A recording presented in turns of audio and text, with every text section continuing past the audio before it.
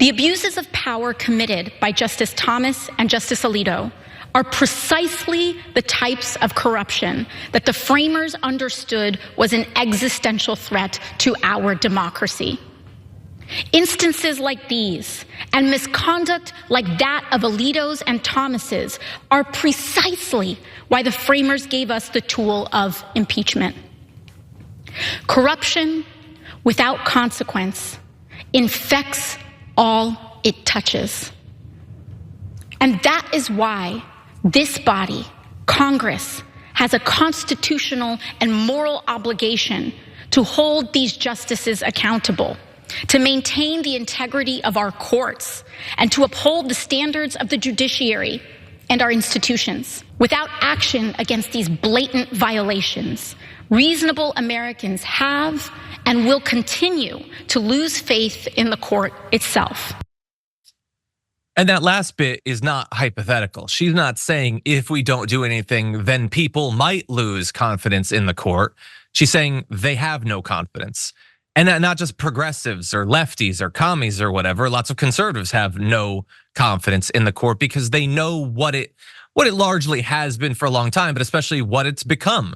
It's a place that you just take 40-year-old radicals from some like splinter Christian right-wing cult or whatever that like in theory could run for the House or the Senate, but that's just like so much trouble. So let's just throw them right onto the court for the rest of their lives and let them do literally whatever they want. There's no ideology to this. There's no principle. There's no precedent to this. They are activist judges because that is what they have been groomed to be. That's what they've been selected to be. That's what they were put on the court to be. And people see this and they see the actual decisions that they're putting out.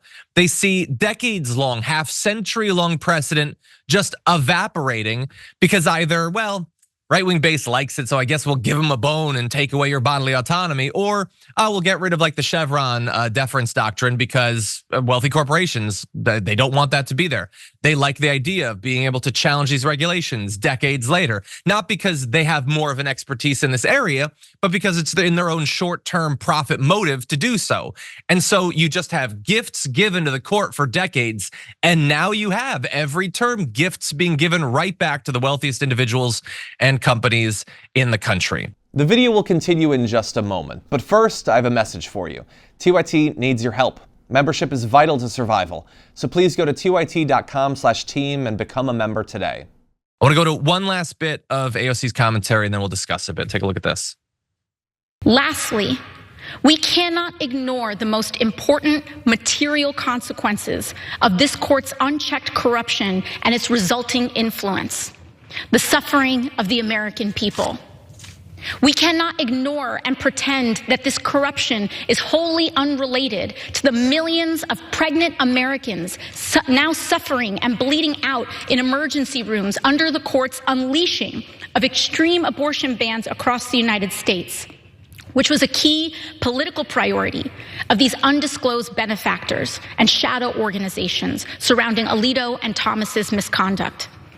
Nor can we ignore the millions of Americans now suffering hours-long wait times in the hot sun, often without water, just to cast a ballot, also a direct result of this corrupt court's gutting of the Voting Rights Act, allowing the closing of polling sites across the country.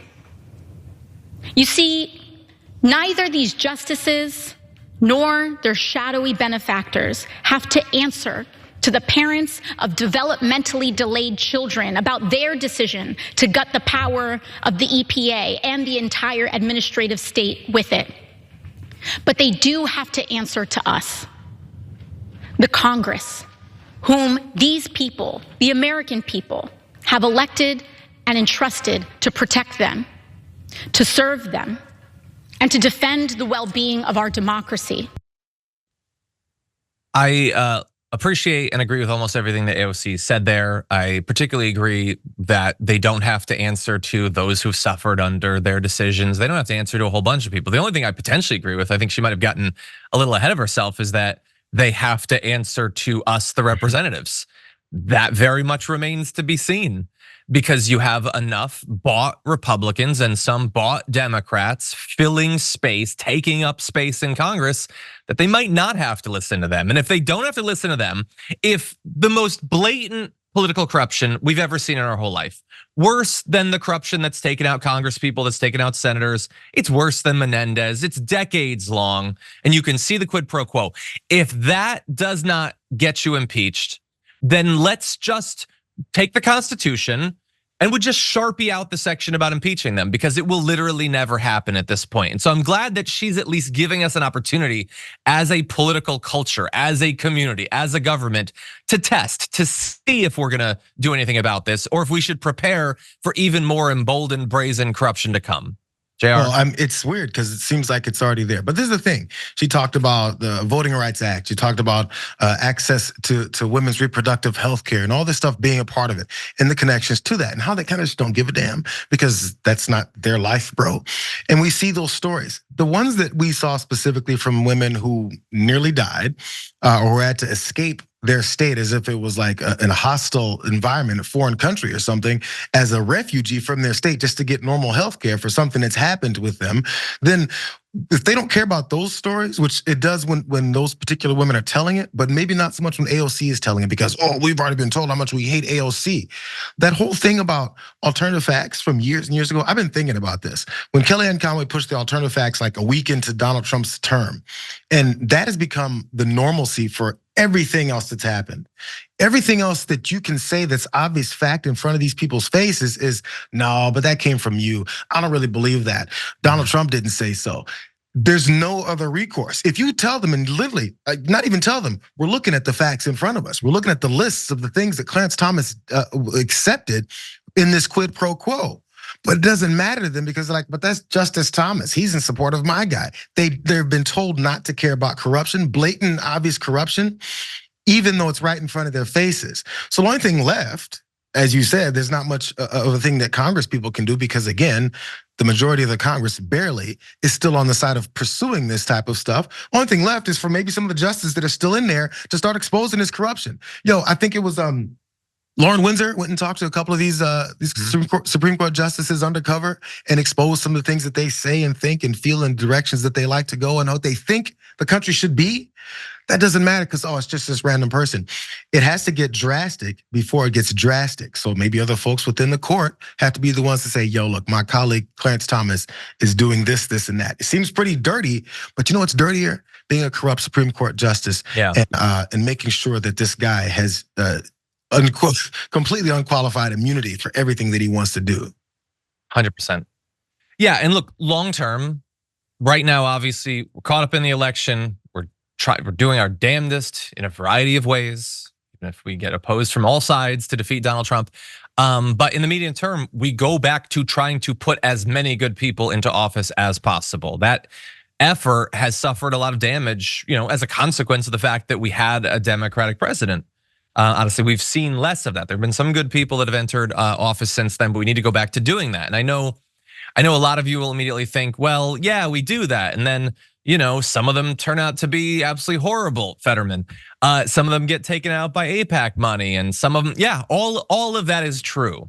So we should probably just surrender. That would be simpler. But no, this is all like, the Death Star sucks. It's got to be taken down. We should blow it up. They have TIE fighters. They have cannons along the trench. The hole is so small. Well, yeah, you still got to try though, because the alternative is that your planet gets blown up. Okay, and judicially, our planet is getting blown up. And in terms of the climate, it's getting blown up. So we need to do something about that, and we will return to that. Before we move on to the last update about Clarence Thomas, I just want to say thank you to the Democrats that are co-sponsors on the resolution that AOC is talking about there. You have Jamal Bowman, one of his last acts, perhaps. Jasmine Crockett, love to see her on that list. Maxwell Frost, Barbara Lee, Ilhan Omar, Delia Ramirez, Rashida Tlaib, and Bonnie Watson Coleman. And that's it. Feel like there could be more there. And I know what you're thinking. Well, you cannot be a co-sponsor and then still vote for it. Yeah, but there's probably not gonna be a vote. So if you want to put your name down on this, now would be a great time to do that. And so I would have loved to have seen a lot more names on that. Might have drawn more media attention. I mean, the New York Times covered it. It's AOC that draws attention, but feel like there should be more names there than 8.